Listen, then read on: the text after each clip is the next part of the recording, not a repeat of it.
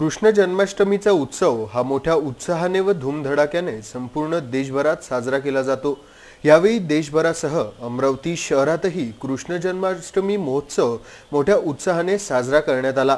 अनेक मंडळांनी या जन्माष्टमीला जल्लोषाने साजरा करण्याकरिता आपला सहभाग नोंदविला होता।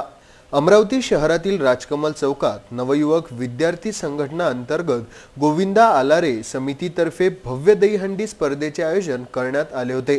या स्पर्धेमध्ये 9 गोविंदांच्या तुकड्यांनी सहभाग घेतला होता।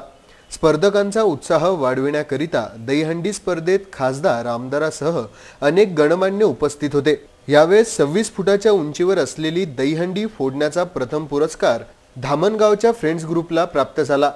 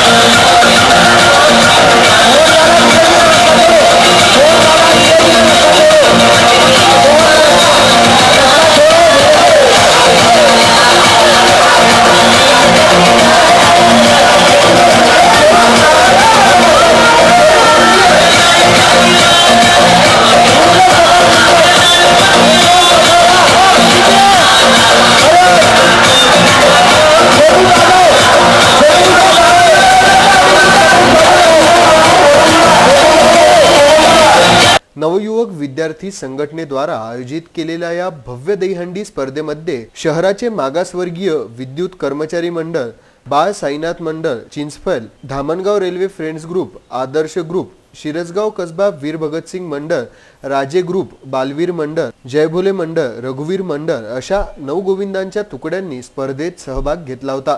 दहीहंडीच्या पहिल्या चरणात सर्व गोविंदांनी दहीहंडी फोडण्याचा प्रयत्न केला असता त्यांना अपयश आले। दुसऱ्या चरणात दहीहंडी ही 26 फुटावर बांधली असता धामणगावच्या फ्रेंड्स ग्रुपने ती 23 सेकंदात दहीहंडी फोडून प्रथम पुरस्कार आपल्या नावी केला। हा पुरस्कार पोलीस आयुक्त संजय बाविस्कर यांच्या हस्ते फ्रेंड्स ग्रुपच्या गोविंदांना देण्यात आला। यावेळी दहीहंडीत सहभागी झालेल्या गोविंदांचा उत्साह हा बघण्यासारखा होता।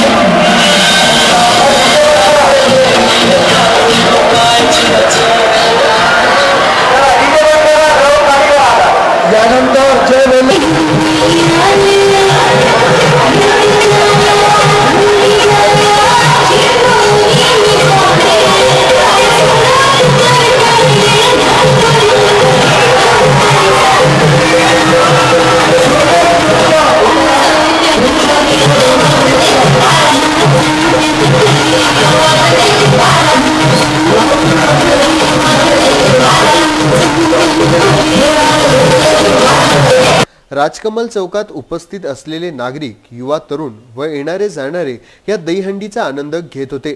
यावेळी दहीहंडीला राजकमल चौकात कुठलीही अनुचित घटना न घडण्याकरिता शहर पोलिसांचा तगडा बंदोबस्त करण्यात आला होता। गोविंदांच्या आवाजाने सर्वत्र परिसर दुमदुमला होता। या दहीहंडी स्पर्धेमध्ये शिरसगाव कसबाचे 2 रहिवासी जखमी झाले आहेत।